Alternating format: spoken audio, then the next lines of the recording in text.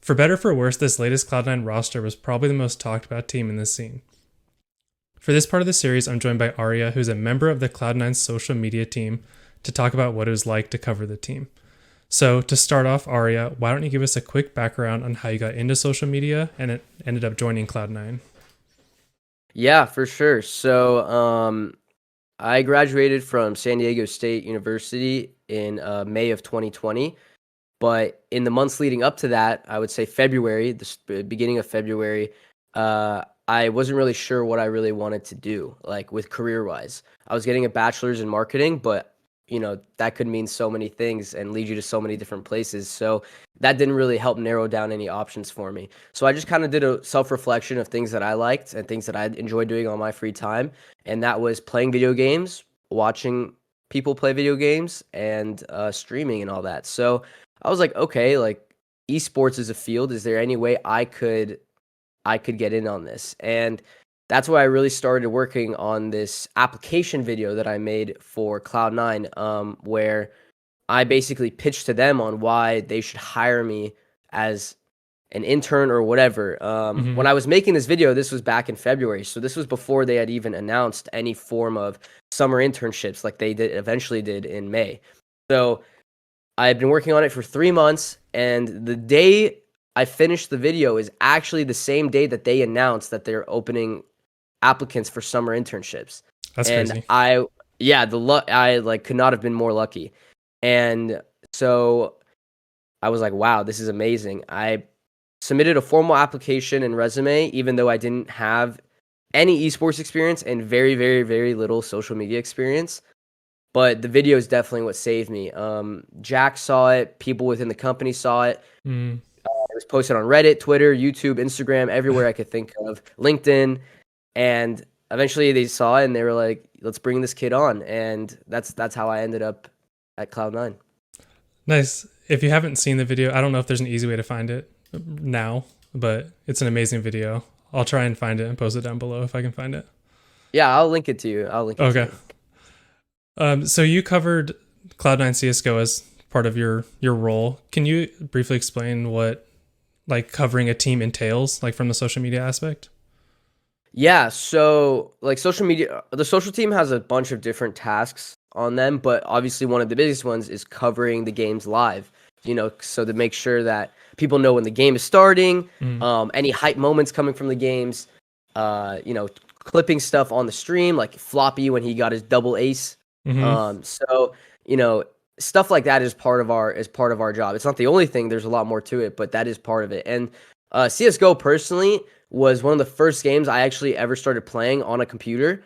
Mm. I started with my Mac, and that's where I really, really loved, like, earned the love for CS:GO, is because I started back in 2017, just playing on my Mac with my friends. Eventually, got a PC, and when it comes to covering CS:GO, obviously you have to have the knowledge of the game because you don't necessarily need it, but that helps in making better posts, Yeah.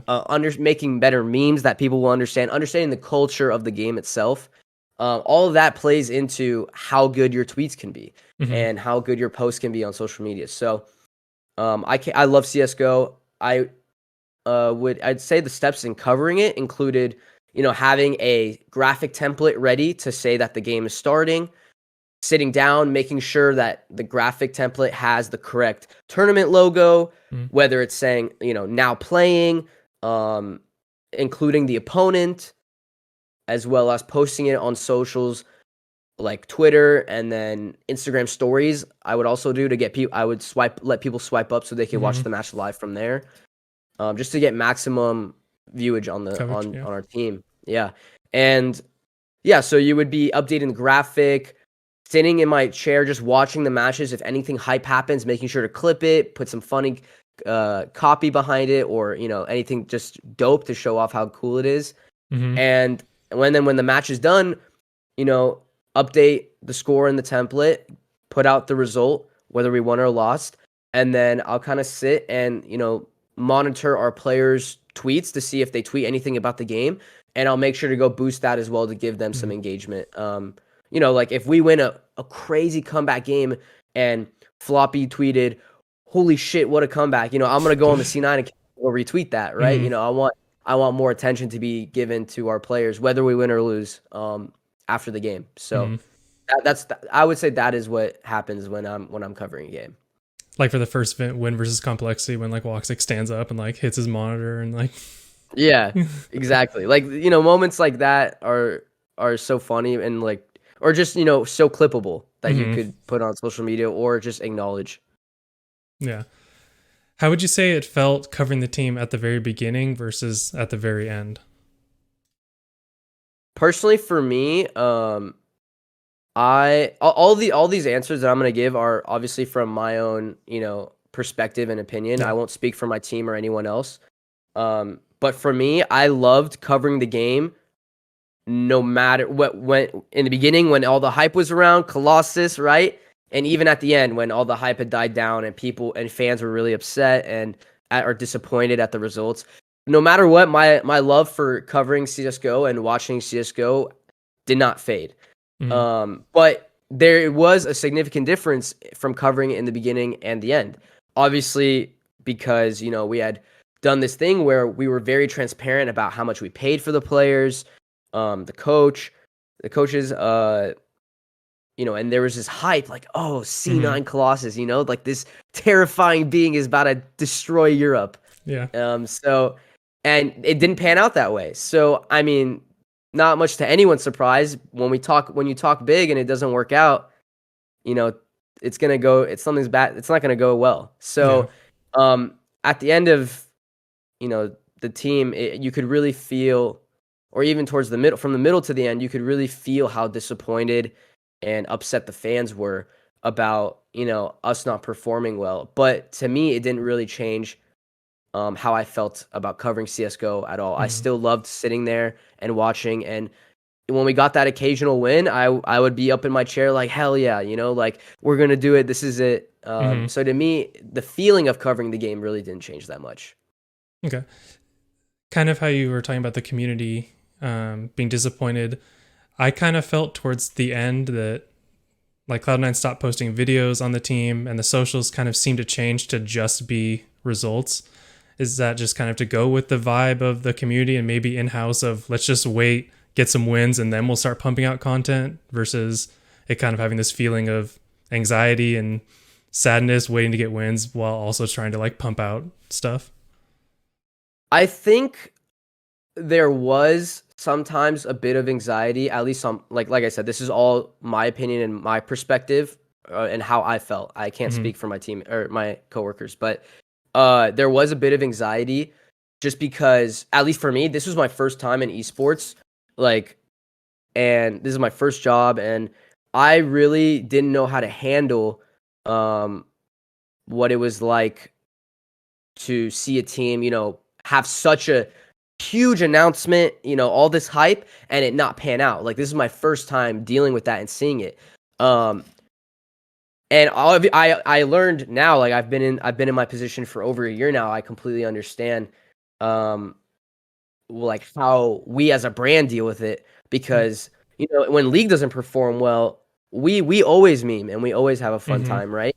And I think for me personally, I was just a little bit too inexperienced to understand that when I covered CS:GO because I had just not been in my position long enough. Whereas, other people on the social team, like they've been a part of C9 for a while. They understand, like we're meme people. Like we like to poke fun at ourselves and our opponents, and we have fun. We're not very serious. Like I don't think Hmm. anyone looks at C9 account and thinks, oh yeah, they're a super serious organization. Like we call ourselves Cloud9 sometimes. Like Yeah. it's all in good name and for fun. Like we understand what the brand is and what people think we are. So I would say for my end, it was mostly just inexperience and not knowing really how to approach that because fans were definitely upset. Like no matter what, fans were gonna be upset because we weren't performing well. Yeah. And I should have realized that there's no benefit in just sitting there and not doing anything. Like we're a social media team. We're not the team that manages the CS:GO team. So Yeah. we're allowed to poke fun and enjoy ourselves because we know other people want to see that kind of stuff too. Now, obviously, fans might still be upset, but like there are always the fans that are just like just not thinking straight because they think the social media team has any effect on on what Yeah. CS:GO team is going through. So I always think those are funny, but for the most part, I always feel like when teams are when we as a social team are, having a fun, lighthearted time with our teams, it does usually well on socials. And so I feel like if I could go back in time and do more posts like that around CS:GO, I would. But I also think it was a really big learning experience for me. Hmm. Okay, yeah, that was actually something I wanted to ask. Is I had felt like there's a big difference on social between League of Legends and CS:GO, where CS:GO has always felt more like buttoned up, whereas League Hmm. of Legends is like, Blabber misses a crab and all of a sudden the whole social is like crab 9, or Yeah, they don't make worlds, and for months it's like, obviously mixed with sadness, but it's also like completely memeing on themselves or how much money they spent or who knows what. Um, exactly. so is that, now that you have gone through that, since you said it was an experience, maybe do you think you would do more of that like league style in the CS team if they were to get another one? Yeah, I absolutely. I think the reason it was like that for League was just because um we like C9 in its creation started with League, right? Mm-hmm. So all the experience of the org and all most of its fan base, in my opinion, or from what I've seen, is comes from League. Like League is our Yes. most popular team by far. Mm-hmm. So I think that's why it was like that, is because we had felt so in tune with League after being a part of it so many years, and we were part of CS:GO for a long time too, right? But it was with this new roster, it was a little bit different because, um, we hyped it up so. It was a brand new team. I believe it was our first time playing in Europe. Like we had always played in NA, right? Mm-hmm. And it was a brand new team. We, as at least I as a person, didn't really know what to expect. Whereas League, it's always been kind of the same thing of, oh, we didn't make worlds. Okay, that's fine. Like, I mean, we didn't make worlds the first year that I joined, which is unfortunate because I thought I Yeah. was a curse.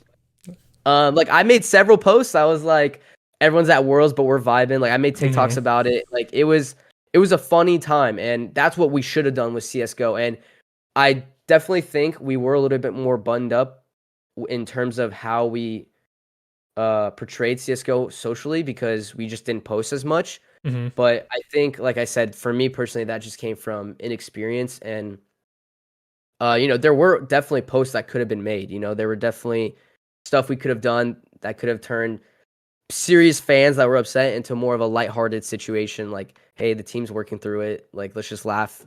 Mm-hmm. But yeah, I would say Cisco was a bit more buttoned up. There were also, in terms of content, uh, there were a lot of changes in terms of content for what was going on, not just for CS:GO but overall. So Mm, I yeah. I don't necessarily think the lack of content for CS:GO was mainly like a CS:GO team thing. It was more Oh, just okay. like because of stuff going on. Mm, Yeah. okay. Do you think it made it a little bit difficult? So you don't need to say this, but I'll say this. I think there was a lot of hate from inside Cloud9's own community, just from going on Reddit and Discord myself. It seemed from the very beginning there was just a lot of negativity. So did you feel that at all, or did that play any sort of part in maybe making it hard to navigate that social aspect? Yeah, I definitely we definitely felt it. Okay. Like, I loved covering Cisco. Like, I would tell Janet, my lovely boss, that if she needs someone to be on Cisco, like you could put me on it because I liked covering Cisco. It was fun for me. Mm-hmm. And I would genuinely root with all my heart, for the team to win, and sometimes they would, and most of the time, unfortunately, they wouldn't. And that's the thing about social media. When you work in social media, your eyes are glued to Twitter, Instagram, Facebook, Discord, Mm-hmm. Reddit. Reddit. I don't look at for the sake of my sanity, but like I already know. The threads get linked to me all the time anyway, so I see them Mm-hmm. eventually. But yeah, you could. I think whether we worked for C9 or not, anyone could see the animosity and like just the pure disappointment and that C9 fans had for the team. I think a part of that also And it kind of what we're seeing with perks right now as well is that because the amount of money that was exchanged for these players was disclosed is kind of was played a part into it. And I think disclosing that information is great. I thought the Mm-hmm. transparency of how much each player was getting paid, I think that's great. I think no Yeah. matter what industry you're in, when you're a worker or when you're a player, knowing how much your other players are getting paid is always beneficial to you. Yes. Like it helps you argue for if you deserve more.